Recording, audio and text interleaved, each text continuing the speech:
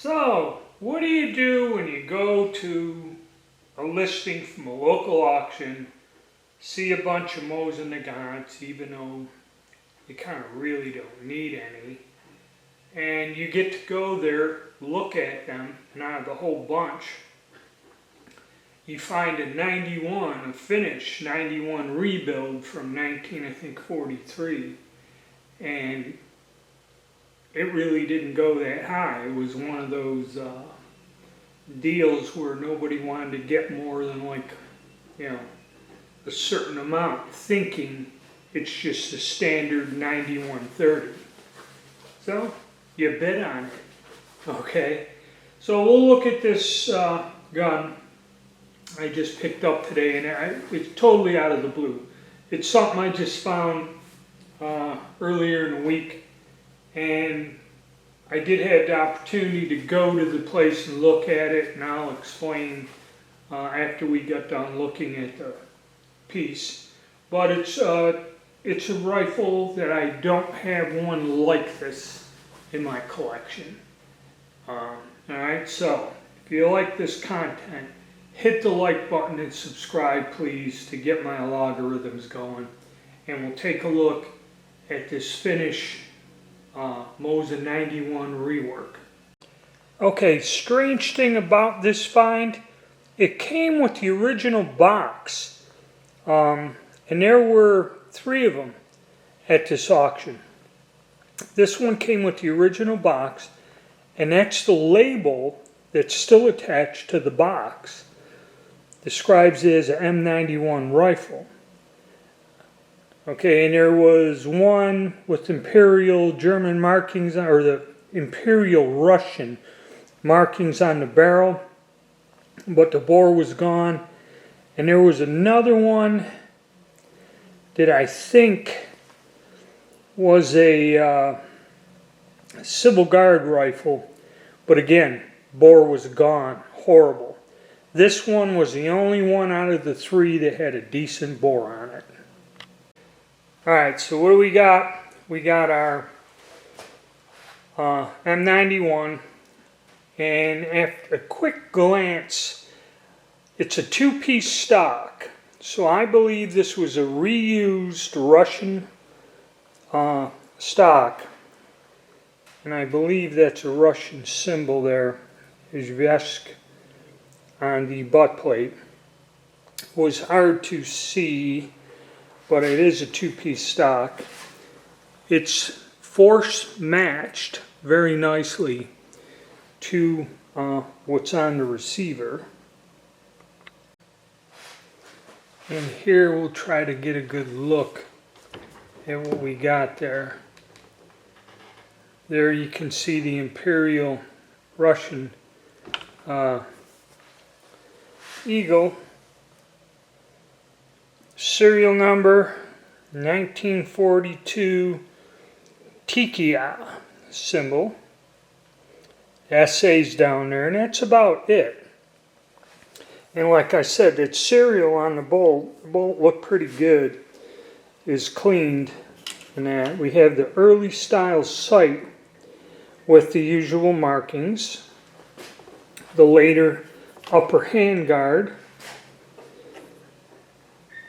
barrel bands and all that stuff, and front sight. Cleaning rods present. The little dog collars are still there. Actually a nice gun, and I picked it up for a decent price, even with percentage sales tax and $25 charge for the getting the paperwork done. It was still a nice buy. That's why I got it. And like I told you fellas, I did run across one that was in a pawn shop, and the guy was asking like $3.50 for it, and it was one of these. It was a 91. The wood was a little better, but it was a little bit more beat up, and somebody went and fired it with corrosive ammo, and I mean the thing, we ran a bore brush down there, and this orange dust flew out and just about choked us. And there you can see where the stock is in two pieces, been sliced or spliced, I'm sorry. And with these Finnish guns, you will find them in an array of variations and that different parts, pieces used over the years. And collecting all the different variances can be an interesting thing to do back when these things were pretty much a very reasonable price. You know. So this is what we got going on here. It was just, I had a couple that still had the original barrels. And this was the first time I got one with a Finnish replaced barrel and with a World War II date on it. So to me, it's something I haven't had before. Cosmoline on this was light, was easy to clean up, and like I said, it has a nice bright bore. There's probably some wear on it, maybe not much. But the other firearms that they had there, they had a Russian one with a 1890 something date, you know, here on the barrel and all the. But when I looked at the bore, I mean, it was dark. There was no rifling. It was shot out, worn out, something terrible. And the other gun appeared to be a Civil Guard style. I think was slightly shortened, but that one was also horrific bore. And looking at it from this side, the bluing and everything on this is good. So this was reworked, and you can tell from they just struck the serial number. It's not matching and use that part. And you have the barrel bands, which are not really tightened, but all of them have that little itty bitty screw to help keep them in place. And fairly nice shape. So getting it cleaned up wasn't that terrible. And we're going to take this thing out and get some rounds downrange here once my gun club opens up. It's like 4 rifles I have that I haven't had the chance to shoot. Alright, so this here is a prime example, okay, of something that I just stumbled upon by chance.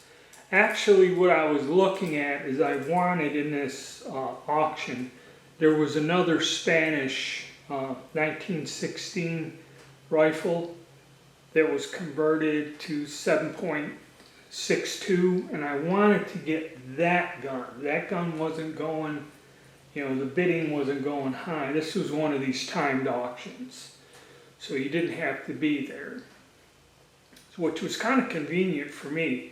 But I've never been involved in one where I could travel and view the items before, you know, putting a bid on them.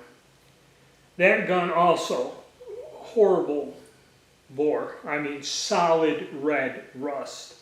The outside looked grungy and grimy, but it wasn't good. And there was a sporterized number 4 Enfield. I mean, that thing looked like there was no bore. I mean, when I looked down there, it was so dark you couldn't see rifling or nothing. A lot of these people fire the corrosive ammo in these weapons, and they're just, they just don't clean them or something, and they're bad. Now, the other one of these, with all the Russian markings and that on it, that one was unusual. I mean, it was re-blued. It looked really nice. The stock was nice. But again, when I went down, no bore. That thing went for quite a bit of money. Okay, and then with the fees, shipping or whatever, you know, not being able to check the bore out, laying down that amount of money for it, you know, which would have been probably close to 500 if not more. And to have, I mean, it looked great, and the markings were fantastic, sharp, clear. It was refinished, redone, but to have not a shootable bore in it, ooh. So there are risks. And this one, I just stayed till when it come up. And I wasn't going to get crazy. It didn't go high. Somebody was bidding on it like it was a 9130. Didn't really care. And I like it. I scored it, and it fits a hole in my collection. And I got it at a fairly reasonable price. So you do, if you pay attention and you get lucky, and like I said, there could have been somebody bidding against me and run this up more money, and I wouldn't have went. But if you guys want me to do a video with all my 91 rifles, not 9130s, I have a few 91s, I've kept them all over the years. They're a little bit harder to find and a little bit more valuable than your run-of-the-mill 9130.